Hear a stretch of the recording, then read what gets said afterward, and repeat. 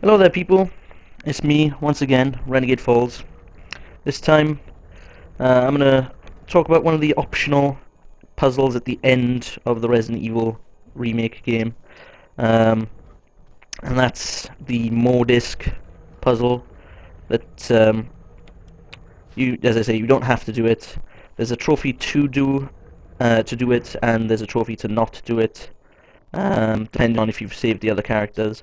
Uh, Quickly, this is the first location for a Mordisk. It's behind the tiger's head. You use the yellow gem on the tiger's head. It'll revolve, and you will get the first Mordisk. This is the easiest Mordisk to miss if you don't know what the yellow gem is for. Um, and you might even get this, and you won't even know what the Mordisk is for. Um, so yeah, the Mordisks are used for you to save the opposite playable character.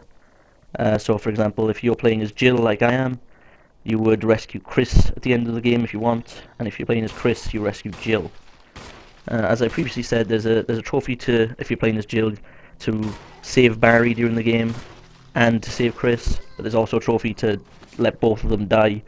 Same with Chris, but of course it's with Rebecca and Jill. If you save them, you get a trophy. If you let them die, you get a trophy. So this is a totally optional mission, depending on whether you're after trophies or not. Now the second Mordisk is actually on basement floor 2. You don't have to unlock any of the doors for the second disc.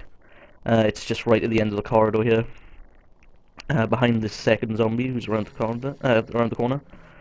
There he is. And it's on the table right in front of him, as you're about to see once I go pick it up. The third Mordisk requires you to unlock basement floor 2 to acquire it, because it's behind the locked door. As soon as you get in, you'll probably notice there's a little glowing light, a little item, sparkly image, there it is, in the corner of the room. And that's the third disc. Now after you've acquired the 3 discs, there's nothing particularly in the game that tells you what you're supposed to do with them, other than you may have come across these small devices, these small disk drives. That's where you want to put them. There's 3 in the lab. Each one will accept 1. Doesn't matter which one you put in, as far as I know anyway. As soon as you put one in, this lock that you may find at the end of the corridor that this room is off, one of the lights will change for each one. Now the second hard drive is in this storage room. Now once you get in, you probably think there's nowhere to go. You can't get through either of the shelving units. If you climb up on the ledge there, as I just have, you can just notice behind me there's a little vent. You can climb through the vent, and that'll take you to this operating room. There are enemies in this particular operating room. I've decided to cut my fight with them, but you go through the vent then at the back. That'll drop you in this room, which is the first room again. And on a desk next to a fridge, or not a fridge, next to a cabinet even, there's another disk drive. Again, doesn't matter which disk you put in, just slot one into the drive, and same thing will happen again. We'll show you the levers. Another one will turn green, and once you go back, you can then pull that lever down. Now the third and final drive is on the way to the power core. You probably want to clear out the area for the power, the lift power core before you actually go there for the replacing of the fuel source, because you can explode from shooting and being hit. But the third drive, if you go and clear out, is in the second room. You continue along the wall next to the door you come through, and you'll find the third hard drive. Place in the third disc, and the third light will go. Now, after you've got all 3 of the discs in, you should probably head back there. You can unlock the door, as I'm about to do now. So you flip all the 3 switches. I've already flipped one because I did it after I put the first disc in. But you flip the switches, it'll unlock the door, and that'll lead you to a staircase that leads down to a single cell.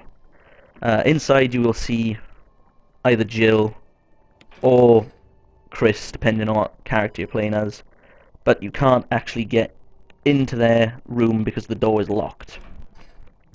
Now, after you defeat Tyrant for the first time, If you're Jill, the doors should automatically open, I think, after Wesker sets off the self-destruct sequence. You just have to come back down to this room. You can try the door and it should open, no problem. If you're playing as Chris, then you will have to get the master key before you come back here. The master key should be located in the room with Tyrant after you have the fight with him. It should be on the floor somewhere. Pick that key up. You can then open this door and rescue Jill. And yeah, that's the entire puzzle. So I hope this little video of mine was helpful for you. If it was, please like, comment, subscribe. If you're stuck in any of the puzzles on Resident Evil and I haven't put them up, tell me what they are. I'll try and do that. And other than that, thanks for watching, and goodbye.